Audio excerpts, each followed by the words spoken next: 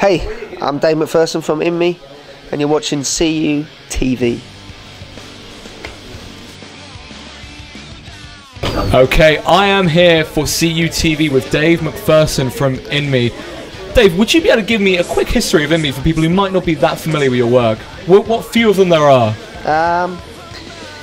We formed in July 1996.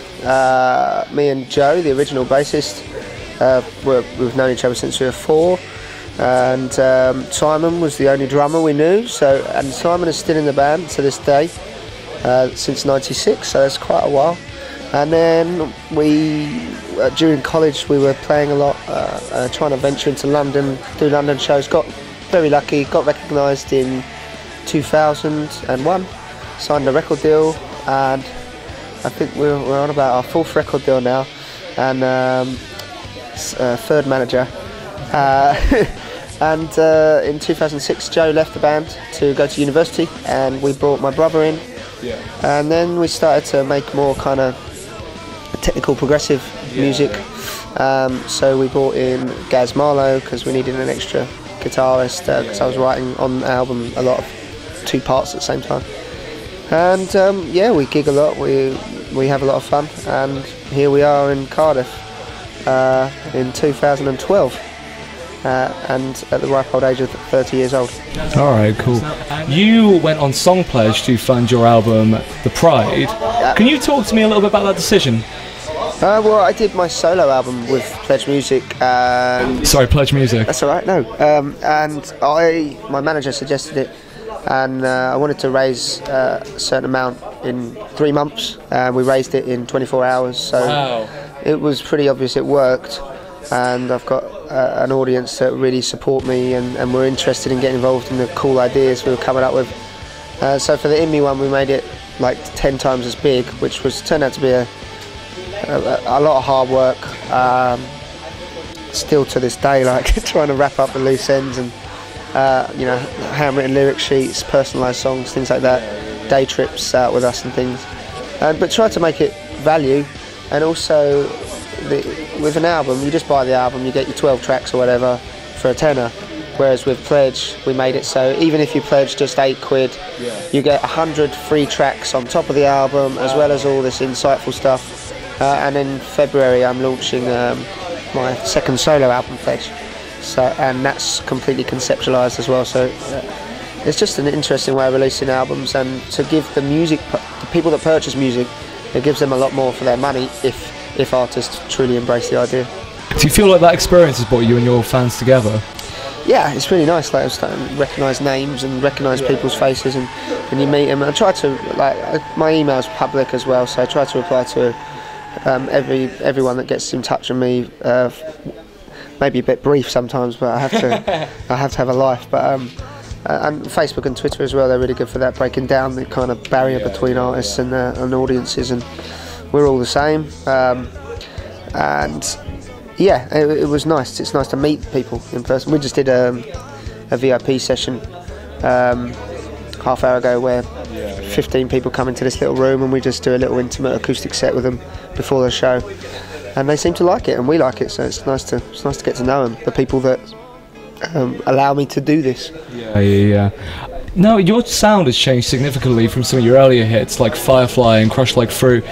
What were your influences going into this, and how have they changed over the years? I just think same as in life, you just grow as a person. If I was still writing songs that I was writing when I was 15, there's something terribly wrong. I'm a 30-year-old man, I've got different priorities, different experiences. I know a lot more in my life, and a lot's changed, and you just grow a lot musically.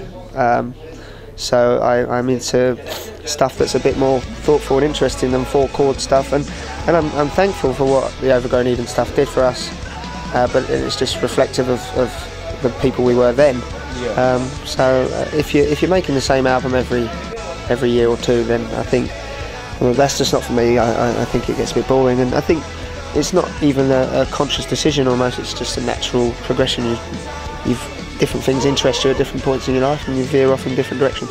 It's really admirable, because there are a lot of bands from that era who didn't really weather the storm. Like, they sort of appeared then fizzled out, but you guys have really gone for it. You've really evolved with the time. We're very stubborn, and we like this, you know. It's not always easy, but I can't really think of anything else I'd want to be doing. I kind of found my feet with this, and I like the way we approach things, and I like travelling, like I said, and there's something about rocking out in front of a bunch of strangers all united that's really fun, and it's nice to make music. I love making music. I never get bored of it. Now, I imagine this is the most cliche interview question. I imagine you've got this plenty of times, more times than you want to get it. But the name InMe, can you shed a little light on that? It was our old bassist Joe came up with it. We used to be called Drowned, because we were typical teenage angst. It's a very pleasant, very Drowned, yeah. We had some horrible names as well. We were called Bile as well at one point. And then the label said, oh, there's this Brazilian band or something called Drowned, so you need to come up with something new. Yeah. And Joe came up with InMe, and by that point I was so bored of trying to think of names. It's actually a really tough thing to do.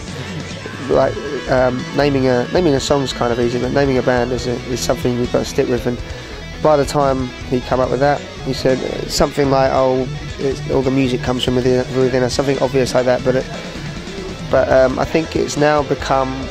It doesn't mean anything to me, as in me. It doesn't really mean anything. Yeah. It means the band. All right.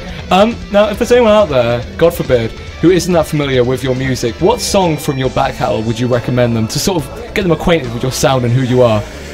Well, there's probably many people who are unfamiliar with our music. I'd be surprised. I went to a festival this weekend. The only band t-shirt I saw was an InMe one, and I was like, I'm speaking to them on Monday. That's pretty cool. But yeah, I think I love them. Like, we're not so much in the media or the press these days with radios and magazines. We are a little bit. Yeah, we've got. I'm not complaining, but we're not 30 Seconds to Mars. But from the band InMe, there's a song off a new album, The Pride, called Beautiful Sky Gardens, and I think that goes all over the shop. It's melodic, it's got weird lyrics, and then it's got big operatic kind of Queen theatrical over the top bit at the end. So that's the one for me at the moment that goes everywhere.